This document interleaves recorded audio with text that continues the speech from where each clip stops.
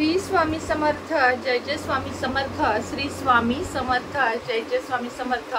श्री स्वामी समर्थ महाराजांच्या नामस्मरणाने आजच्या व्हिडिओला सुरुवात करूया। शुभ संध्याकाळ तुम्हा सगळ्यांना। कसे आहात तुम्ही सगळे? आशा व्यक्त करते स्वस्त असाल, मस्त असाल, स्वामींच्या सेवेमध्ये रममाण असाल। सकाळी अक्षय तृतीये दिवशी 3 दिवे तुम्हाला लावायचे आहेत। ते कसे लावायचे आहेत, काय करायचे आहे, या संदर्भातला संपूर्ण व्हिडिओ चॅनलवर आलेला आहे। तर अजून पाहिला नसेल त्यांनी अवश्य बघावा, कारण व्हिडिओ माहितीपूर्वक आहे।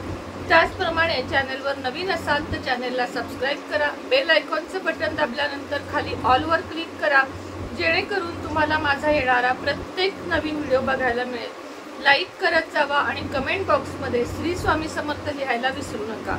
आजच्या व्हिडिओमध्ये मी तुम्हाला 2 प्रकारच्या रेमेडी सांगणार आहे। रेमेडी अशा आहेत ज्या पैशा संदर्भातल्या आहेत। माणसाचे 50% प्रॉब्लेम हे आर्थिक असतात आणि मग 50% प्रॉब्लेम मानसिक किंवा शारीरिक किंवा इतर असतात। पण जिथं जिथं पैसा आपल्याला असेल, म्हणजे गरजेपुरता तरी, तर आपण कुठल्याही गोष्टीला फेस करू शकतो। मात्र आपल्या घरातलं कुणी जर अचानक ऍडमिट झालं किंवा एखाद्या शिक्षणासाठी, चांगल्या आणि वाईट दोन्ही कामासाठी काय लागतो, वाईट इन द सेन्स की दवाखाना, आणि चांगल्या म्हणजे काय तर शिक्षण, लग्न किंवा काहीतरी वस्तू घ्यायची, गाडी घ्यायची, घर घ्यायचे, तर अशा ठिकाणी आपल्याला चांगल्या ठिकाणी पण पैसा लागतो।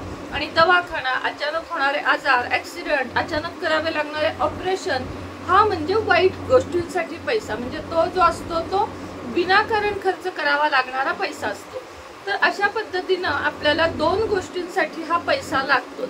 मी तुम्हाला नेहमी उदाहरण देते की सकाळी ब्रश करण्यापासून ते रात्री झोपायला अंगावर पांघरून घेईपर्यंत प्रत्येक गोष्टीसाठी पैसा मोजावा लागतो। आजकाल रेंट, आपण जर नोकरी निमित्त इकडे तिकडे आपल्याला राहावं लागत असेल तर घराचं रेंट, चांगल्या घरात राहायचं तर 10 ते 15 हजार किमान रेंट भरावं लागतं। अशा वेळेस लोकांचं म्हणजे भागणार कसं? आज 30-40 हजार पगार असेल, निम्मा पगार जर भाड्यावरच गेला, खाणार काय, बाकी काय भागवणार, असे प्रश्न आपल्या सगळ्या सामान्य व्यक्तींपुढे येतात। रोजचं दूध म्हणाल तरी 100 रुपये जातात, हल्ली 70 रुपये लिटरचं दूध आहे। थोड्याशा गप्पा यासाठी मी मारत असते की वेळ घालवण्यासाठी नाही, एक रियालिटी तुम्हाला समजून सांगत असते की आपल्याला कुठलीही आपली हाऊस पूर्ण करायची असेल तरी पैसा लागतो।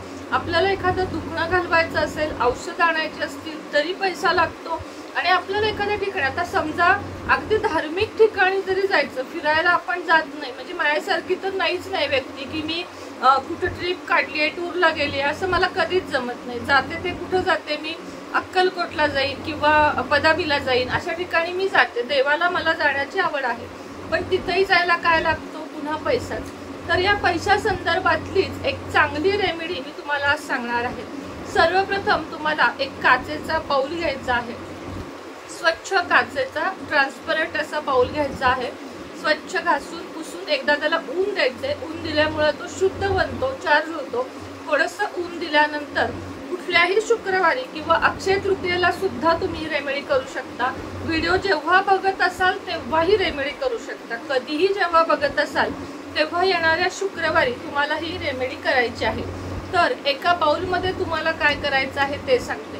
एक जायफळ घ्यायचं आहे। जायफळ माहित असेल सगळ्यांना, सुपारीसारखं सुगंधी जायफळ असतं। त्यानंतर 7 लवंगा घ्यायच्या आहेत आणि 2 ज्या आहेत दालचिनी घ्यायच्या आहेत। तर दालचिनी इथं महत्त्वाचा रोल करते।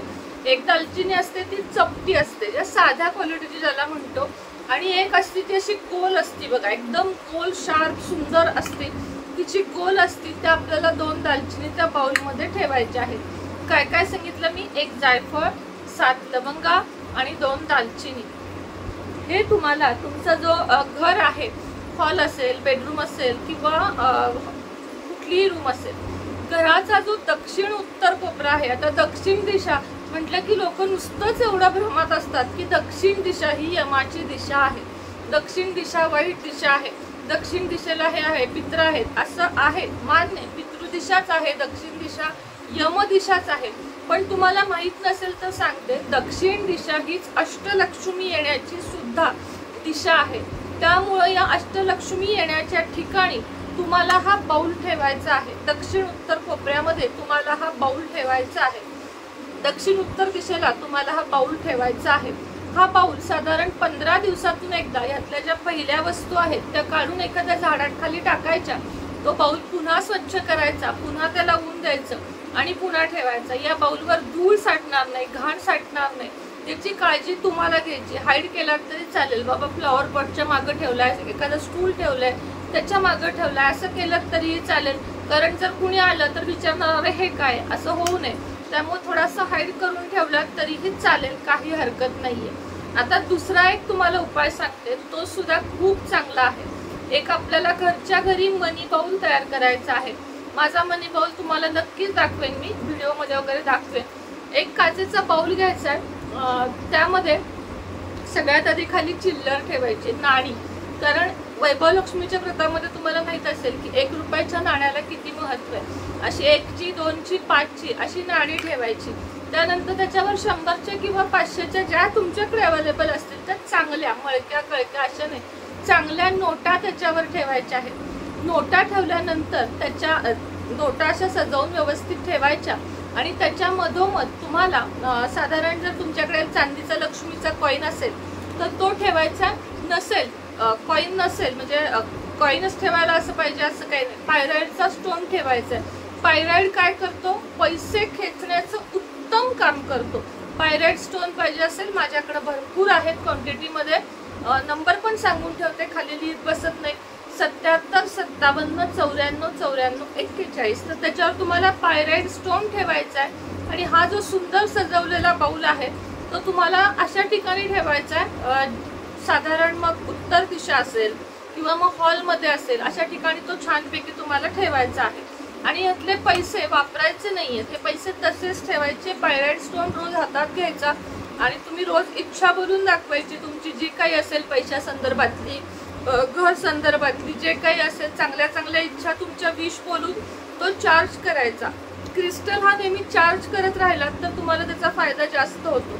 मी तर इथून करून देत असते, पण तो आणलाय आणि तुमच्या घरात मला विचारतात होता ताई ब्रेसलेट घेतलं, थोडे दिवस काम केलं, नंतर नाही। कारण मी परवाही सांगितलं की त्याच्यावर प्रेम करावं लागतं, त्याला इच्छा बोलाव्या लागतात, त्याला टच करावा लागतो, त्याला पण गुड टच बॅड टच हे खूप गरजेचं आहे क्रिस्टलसाठी।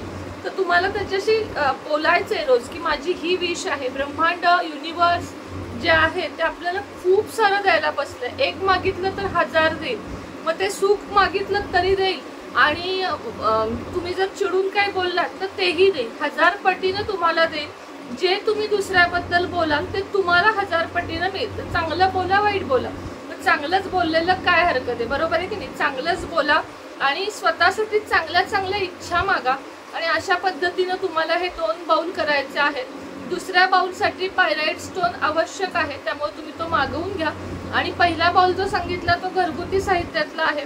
दोन्ही बाउल घरात ठेवा आणि त्यानंतर मला एक 2-3 महिन्यानं सांगा की ताई रिझल्ट आला की नाही आला।